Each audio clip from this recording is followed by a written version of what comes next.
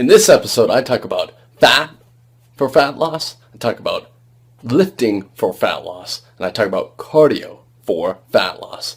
Let's hit it for episode number 2.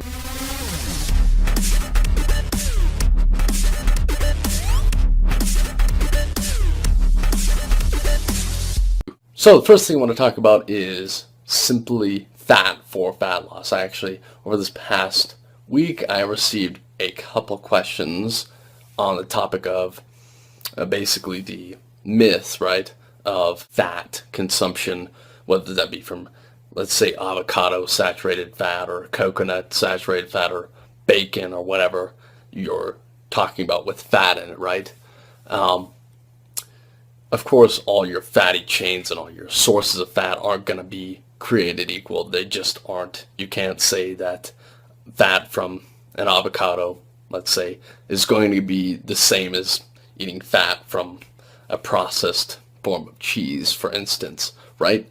You got to use your intuition here, and I think that's what really the questions were coming from. Was Jason, you can't really justify just fat in general, whether it was from a quote-unquote healthy source or, let's say, a processed source like from cheese.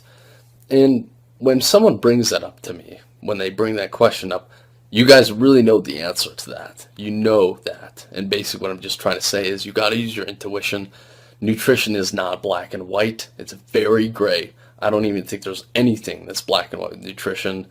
You got to consider all your variables, or at least the biggest variables, when you're considering anything, whether that's a protein source, fat source, carbohydrate source, liquid, hydration source, whatever. You always got to come from a side of, the picture as far as nutrition is always gray.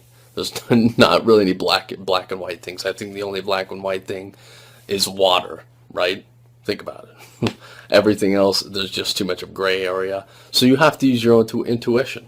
Kind of rely on resources like me, and you can compare what other people find, essentially what's working for other people. As always, comment below if you have any questions on that. Cool, so lifting and fat loss, my favorite, perhaps. This past month, actually, I shifted my training program from a very high volume, specific, basically lowering the weight very slow, up to 4 seconds lowering, trying to squeeze the muscle as hard as I can, and then pushing fast. I went from that to just strictly like a 201 tempo at the most. I'm just trying to focus on contracting and recruiting as much muscle as I can. Now, I was talking to my brother about this today and yesterday, and it seems like almost every day this past week. It's not an entirely easy concept to understand, but you want to be kind of in the medium as far as putting volume on the muscle, which is like people doing like high repetition body weight exercises. That's high volume. You want to have that. Plus, you want to also focus on pushing fast. Now, the importance of changing your program up every 30 to 90 days within that time frame is you want to, in terms of pushing fast, right? Pushing fast and pushing forcefully with good form basically is doing one major thing for you. It's basically recruiting as much muscle force as you can. We in the strength and conditioning world, we nerds in this field call that motor unit recruitment. There's a few other terms, but they're just basically think of it as when you push forcefully, you're recruiting the most motor neurons and the most muscle, really.